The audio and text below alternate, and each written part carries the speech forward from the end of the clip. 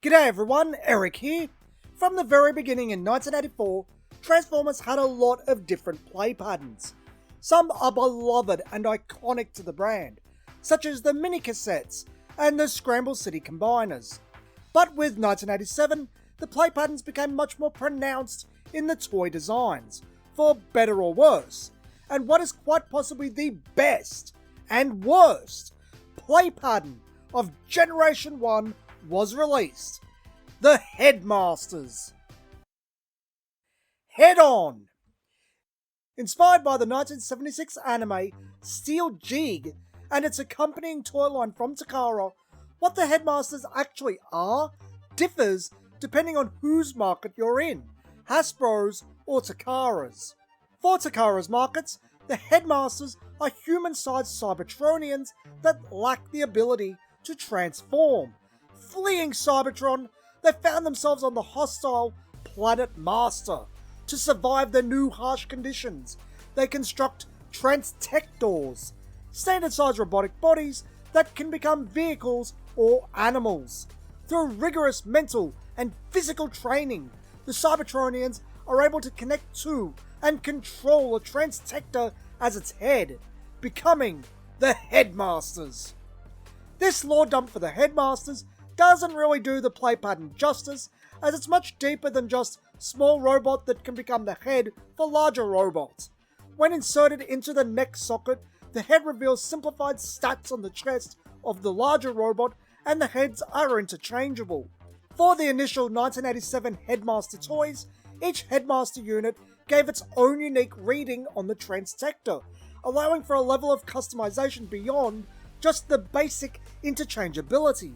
Most notably, however, is the ability for the smaller robots to be inserted into the larger body's alt mode as a driver or pilot.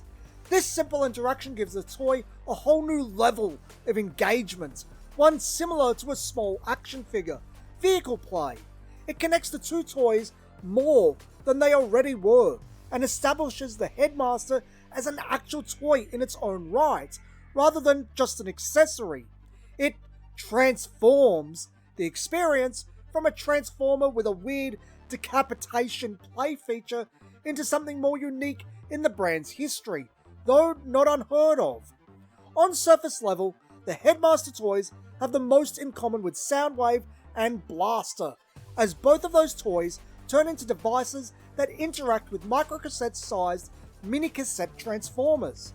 But the Headmasters seemingly draw inspiration from the more obscure side of Transformers history still related to Blaster and Soundwave, the pre-Transformers, Diaclone.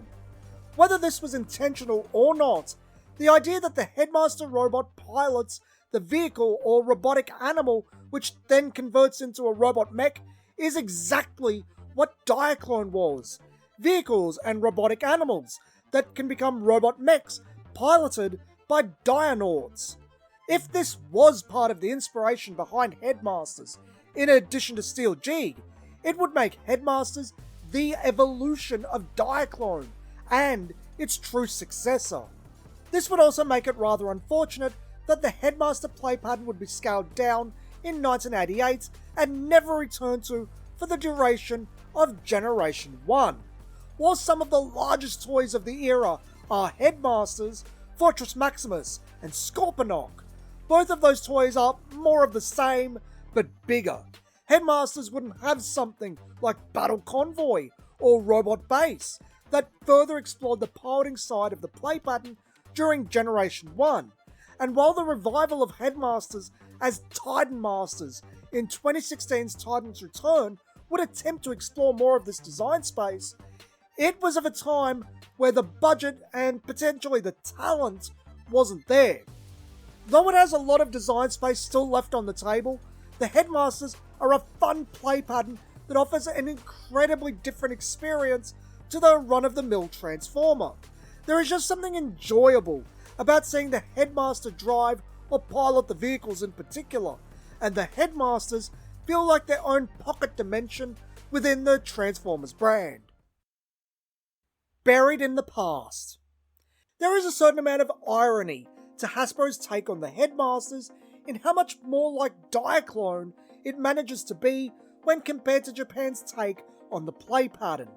Hasbro's Headmasters are Transformers who chose to be decapitated to undergo a process wherein their heads would be replaced with aliens called Nebulons, as well as Spike and Daniel in Headmaster exosuit form.